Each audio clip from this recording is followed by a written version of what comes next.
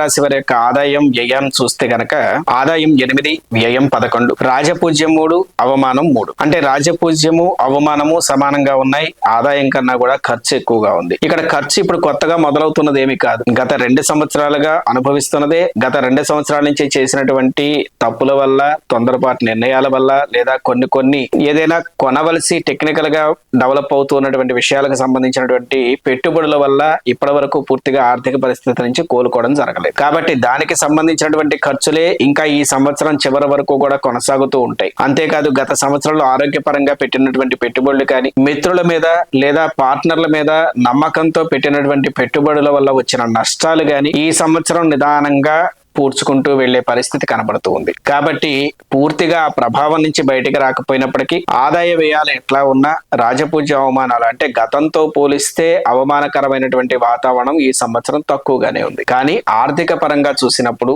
లేదా ఆరోగ్యపరంగా చూసినప్పుడు, లేదా వ్యవహార పరంగా చూసినప్పుడు అంతగా పూర్తిగా ఒడిదుడుకులన్నీ తగ్గిపోయి మరలా నార్మల్ స్థితికి అయితే రాలేదు. కాబట్టి ఇక్కడ ఎప్పుడైతే చేస్తూ ఉన్నామో ఏదన్నా పెట్టుబడులు పెట్టినా నమ్మి మోసపోవటం, లేదా వస్తువులు కోల్పోవడం, దొంగతనాలు జరగడం, ఇటువంటివి మన కుటుంబం పట్ల జరిగే అవకాశాలు ఉన్నాయి. కాబట్టి మనం జాగ్రత్తగా ఉండాలి. అంటే మనకు తెలియకుండానే విలువైన వస్తువులు కోల్పోవడం జరుగుతూ ఉంటుంది, లేదా ఒక చిన్న ఇంపార్టెంట్ పేపర్స్ మిస్ అవ్వడం జరుగుతుంది. మన దగ్గర పనిచేసేటువంటి వ్యక్తులే అవసరానికి వీళ్ళు మంచివాళ్ళుగా నటిస్తూ సమయం వచ్చినప్పుడు సహజంగా వాళ్ళ లక్షణం బయటకు వచ్చి తద్వారా మన పని డిస్టర్బ్ అయ్యి దానివల్ల మానసికంగా కొంత డిస్టర్బ్ అయ్యే అవకాశాలు మనకు కనబడుతూ ఉన్నాయి. అట్లాగే వివాహానికి సంబంధించి కానీ, స్త్రీ పురుషుల మధ్యలో వ్యవహారాలు కానీ, భార్యాభర్తల మధ్యలో సంబంధించినటువంటి రిలేషన్ కానీ ఈ సంవత్సరం కొంత మందగిస్తుంది. వివాహం కావలసినటువంటి వారికి వివాహం ఆలస్యం అవుతూ ఉంది. వివాహం పట్ల మీరు ఇంకా నిర్ణయం తీసుకోలేని పరిస్థితి కొనసాగుతూనే ఉంది. ఇప్పుడు వాహనం కొనుగోలు చేయాలి అన్నటువంటి ఆలోచనలో కూడా అనుకుంటారు, కాకపోతే ఏదైనా పాత వాహనం కొనుగోలు చేద్దామా అన్నటువంటి నిర్ణయానికి వస్తారు. గృహం ఏదైనా నిర్ణయం చేయాలి, నియమించాలి, ఈ సంవత్సరం గృహం కోసం లేదా ఇంటి పనుల కోసం కొంత ధనాన్ని తీసుకురావాలి అన్నటువంటి ఆలోచనని లోన్ కోసం ప్లాన్ చేస్తారు. లోన్ అంటే కేవలం బ్యాంకులో తెచ్చేదని కాదు, వ్యక్తుల దగ్గర తెచ్చేదైనా సరే అవసరానికి ధనాన్ని బయట నుంచి తీసుకురావడం జరుగుతుంది. గత సంవత్సరంన్నర కాలం క్రితమే చాలా సంవత్సరాలుగా ఇతను నా మిత్రుడు, లేదా చాలా సంవత్సరాల క్రితం నాకు పరిచయం అనే మీరు పెట్టినటువంటి పెట్టుబడి అనుకోకుండా ఆ వ్యక్తికి జరిగిన ప్రమాదం వల్ల, లేదా ఆ వ్యక్తి దూరం అవ్వడం వల్ల ఇండైరెక్ట్ గా మీరు పడినటువంటి నష్టం ఈ సంవత్సరం కూడా కొనసాగుతూనే ఉంటుంది. కాబట్టి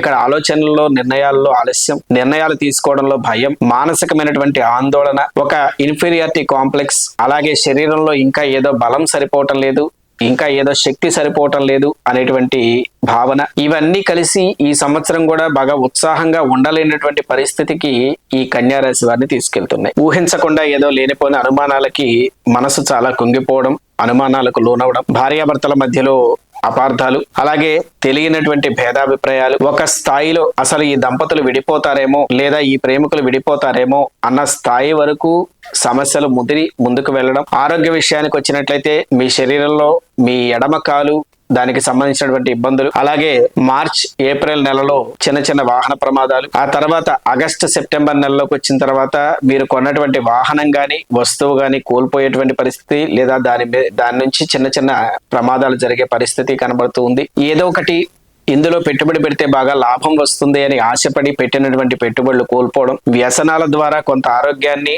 ధనాన్ని కోల్పోవడం, అలాగే ఏ రకంగా చేతికి ధనం అందినా కూడా అది అనేక రకాలుగా ఊహించకుండా ఐసు ముక్క కరిగిపోయినట్టుగా మన చేతికి అందిన ధనం మొత్తం కరిగిపోతూ ఉంటుంది. వ్యసనాల ద్వారా ఏదైనా ఒక వ్యసనానికి సంబంధించినటువంటి దాని మీద సంపాదన చేద్దామని అనుకున్నా ఇట్లాంటివన్నీ కూడా మన మనసుని రకరకాల వైపు తిప్పి మనం ఇన్స్టెంట్ గా ఎదగాలి అన్నటువంటి పిచ్చి ఆలోచనని మనకు కల్పించి దాని ద్వారా మన సమయాన్ని, మన ధనాన్ని, మన కాలాన్ని అన్నిటినీ వృధా చేసేటువంటి పరిస్థితి కన్యా రాశి వారికి కనబడుతుంది. కాబట్టి కన్యా రాశి వారు మీ మనసు వెళ్ళిన ప్రతి చోటకి ఈ సంవత్సరం మీ ఆలోచన, బుద్ధి, శరీరం వెళ్ళకూడదు. కాబట్టి కన్యా రాశి వారు ఈ సంవత్సరం మొత్తం అప్రమత్తంగా ఉండాలి. అలాగే వివాహాది విషయాల్లో కూడా మంచి నిర్ణయం తీసుకోవాలి. వివాహం అయినటువంటి వారు ఉన్నట్లయితే గనక మీరు మీ భార్య లేదా భర్త సంబంధించినటువంటి విషయాల్లో, ఆరోగ్య విషయాల్లో జాగ్రత్త తీసుకోవాలి. ధనాన్ని ఇచ్చేటప్పుడు, పుచ్చుకునేటప్పుడు కూడా ఎదుటి వారి యొక్క హిస్టరీ తెలుసుకుని అప్పుడు మీరు చేయాలి. అలాగే స్థలాలు, పొలాలకు సంబంధించినటువంటి విషయాలు కొనుగోలు చేసేవాళ్ళు, రైతులు కూడా కొంత పెట్టుబడులు పెట్టడం తగ్గించి తక్కువ స్థాయిలో పనిచేయడం మంచిది. ఎక్కువ టెన్షన్ తీసుకోకుండా లేకుండా ఉంటే ఈ సంవత్సరం మంచిది. కాబట్టి ప్రశాంతమైనటువంటి జీవితాన్ని భగవద్భక్తిలో కొంత నడిపి నెక్స్ట్ ఇయర్ మీ యొక్క ఇన్వెస్ట్మెంట్లు అనేవి డెవలప్ చేసుకోవచ్చు.